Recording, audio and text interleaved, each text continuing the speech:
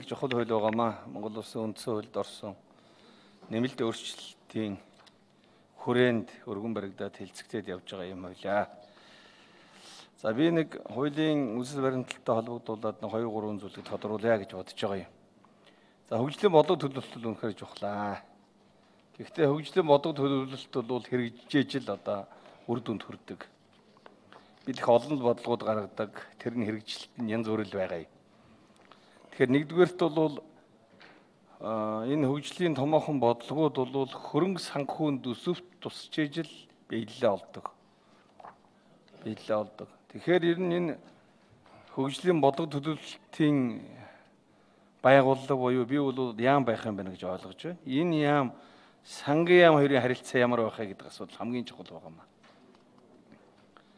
Би бол энэ хөгжлийн бодлого төлөвлөлтийг хариуцсан яам нь бүх бодлого төлөвлөлтөө хийгээд тэрийг нь сангийн яам заавал хэрэгжүүлдэг ийм эрх зүйн үндсийг бүрдүүлж өгч байж энэ хууль хэрэгжиж цаашдаа бид нар хөгжлийн бодлого төлөвлөлт Монгол улсад хамгийн чухал болж явна. Тийм учраас энэ сангийн яамтайгаа харилцаа энэ хоёрын хоорондын асуудлыг ер нь энэ хуулинд тусгаж өгсөн тухай асуудлаар би нэгдүгээрт одоо тодруулах гэж байгаамаа.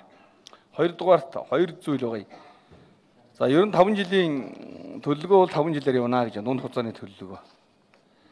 За засгийн газар үйл ажиллагааны мөрийн хөтөлбөр, хорон нутгийн засаг дарга нарын мөрийн хөтөлбөр дандаа 4 жилээр. Тэгээ нэрийн хооронд зөрөө гарч байгаамаа. За болдог бол ер нь бараг л энэ хууль гарсантай холбогдуулаад зөвхөн 5 жилийн төлөвлөгөөр явцдаг баймаар байгаа юм. Гэхдээ нэгэн сонгуульд оролцож байгаа учраас улс төрийн намууд тэрний хүрээнд амлалт авна. Зарим нь давсан амлалт авна. Дараагийн 5 жил рүү шилжих юм гарна. Эдгээрийг ер нь яаж зохицуулъя гэж хоёрдугаарт нь одоо авч үзсэн юм бэ. Гуравдугаарт нь хөрөнгө оруулалтын бодлогын асуудал. Хөрөнгө оруулалтын асуудлыг бол ер нь үндэсний хөгжлийн энэ байгууллага төлөвлөж тодорхойлж техник эдийн засгийн үндэслэлийг боловсруулж оруулж ирж байгаа хэвээр. Одоо л хөрөнгө оруулалтын бодлого бол үнэхээр одоо замбраагүй явж байгаа. Бараг одоо нэг иргэдийн саналаар, хэн дуртай хүний саналаар л явчихж байгаа. Эдийн засгийн үршиг гэдэг юм бол үндсэндээ байхгүй байгаа.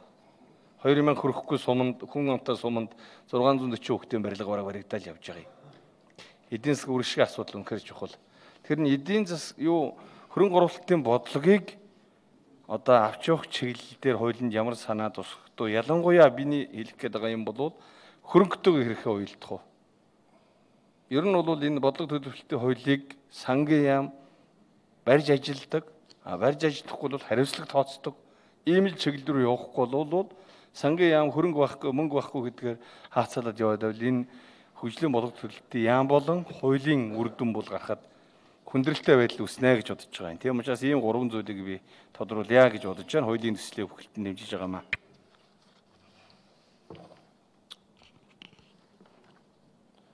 За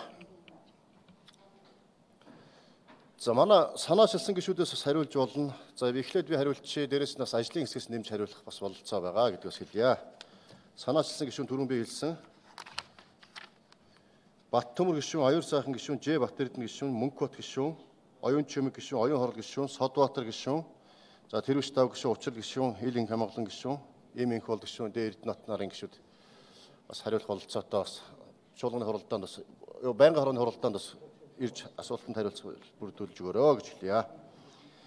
За тогтгосрын гишүүн бас чухал асуудал хөндлөө.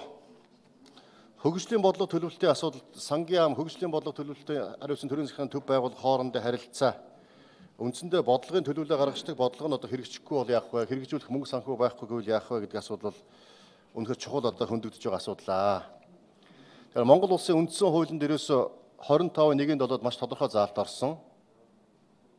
Монгол улсын хөгжлийн бодлого төсөв санхүүг батлахдаа хөгжлийн бодлого заавал нийцүүлсэн байх гэж үндсэн хуулинд орсон байж байгаа. Өөрөөр хэлбэл засгийн газрын үйл ажиллагааны хөтөлбөр Монгол улсын төсөв бол Монгол улсын хөгжлийн бодлогод нийцсэн байх ёстой. Түүнийг хэрэгжүүлэхийн төлөө зорилго тавьсан байх ёстой. Хөгжлийн бодлого төлөвлөлт нь тогтвортой байна гэж үндсэн хуулинд орж ирсэн. Өөрөөр хэлэх юм бол одоо үндсэн хуулийн заасан заалт зөрчигдсөн тохиолдолд одоо холбогдох халбан тушаалтнууд хариуцлага хүлээх эрх зүйн үндсийг нь энэ хуулиар бий болгож өгч байгаа. За мөн дээрэс нь Энэ хуулинд одоо хөгжлийн бодлого төлөвлөлтөнд одоо оролцогчдын эрх үүргийг маш тодорхой тусгаж өгсөн. Засгийн газар ямар эрхтэй байх, үүрэгтэй байх юм, улсын их хурлын одоо бүрэн эрх юу байх юм. За хөгжлийн бодлогын төлөвлөлт хариуцсан төрийн захиргааны төв байгууллага ямар одоо бүрэн эрхтэй байх юм. За мөн одоо төсөв санхүүгийн асуудал эрхэлсэн төрийн захиргааны төв байгууллага ямар одоо бас эрх үүрэгтэй байх юм гэдгийг бол маш тодорхой тусгаж өгсөн. За энэ одоо тодорхой заалтууд нь зөрчигдөх юм бол хэрхэн одоо хариуцлага хүлээлгэх үү гэдэг нь бас энэ хуулийн зааж өгсөн байж байгаа юм аа. Тийм болохоор одоо 7 дугаар бүлэг заасны дагуу үндсэндээ хариуцлага хүлээгдэнэ.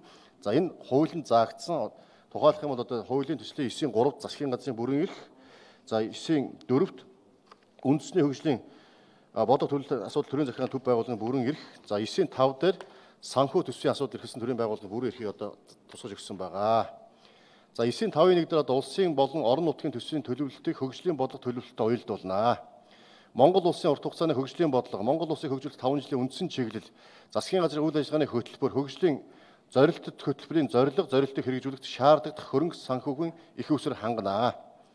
Гэсэн одоо ийм тийм үү. Улсын одоо хөгжлийн төлөвлөгөөнд тусгах зарах хэмжээний төсөв хөрөнгийн их усрыг хянаж тэдгээр хэрэгжүүлэх шаардлагатай хөрөнгө санхүү их усрыг хангана гэсэн. Иймэрхүү одоо зорилтуудыг жишээ нь үүргүүдийг суулгаж өгсөн байгаа. Энэ хүрээндээ явагдана. За хоёр дахь асуултын тухайд цаглбар бас гаргасан байгаа. Хуулийн төслөөр маш тодорхой оруулж өгсөн. Урт хугацааны хөгжлийн бодлого нь 11-ээс 30 жил байна. За дунд хугацаа нь 10 жил хүртэл байна. 5-аас 10 жил хүртэл. За ингээд гэх мэтээр одоо цаглбарууд гарсан. За үүн дээр засгийн газрын үйл ажиллагааны хөтөлбөр бол засгийн газрын болон улсын их хурлын бүрэн эрхийн хугацаа 4 жил байдаг. Бид нар бол тэр 4 жилийн мөчлөгөөс зэрэгцүүлээд Монгол улсын их хурл бол энэ 5 жилийн хугацаанд хөтөлбөрүүдийг баталдаг байя. Монгол улсын хөгжүүлэх 5 жилийн үндсэн чиглэлийг.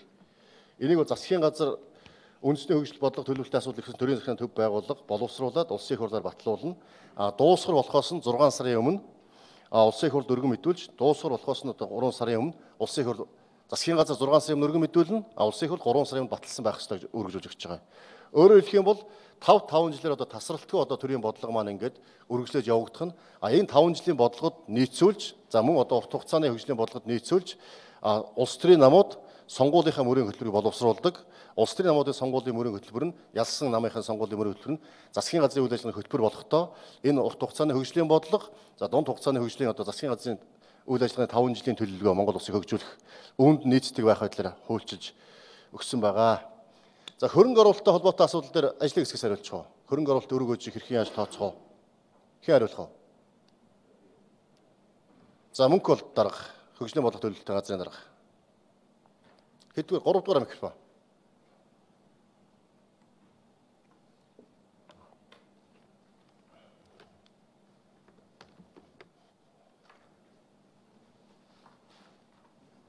Гуравдугаар микрофон. Одоо ирчлээ.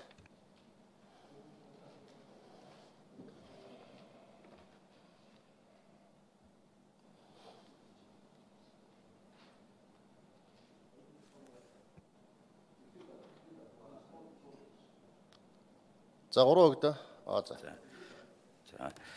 За сайн байцгаана уу? Байнгын орооны дарга эрхэм гишүүдээ. За хөгжлийн бодлого төлөвлөлтийн тухай хуулийн шинжилсэн хариулга дээр хөрөнгө оруулалтын асуудлыг бол 5 жилийн одоо үндсэн чиглэлийн хавсралт хэлбэрээр хөрөнгө оруулалтын одоо хөтөлбөрийг батлахаар ингэж зааж өгсөн байгаа. Ер нь бол урт хугацааны бодлого, дунд хугацааны бодлого бүх бодлогын асуудлууд бол хөгжлийн бодлого төлөвлөлтийн асуудал хариуцсан төрийн захиргааны төв байгууллага санхүү хөрөнгө оруулалтын асуудлыг тодорхойлж сангийн амд өгөхөөр ингэж хуулийн зохицуулалт бол орсон байгаа.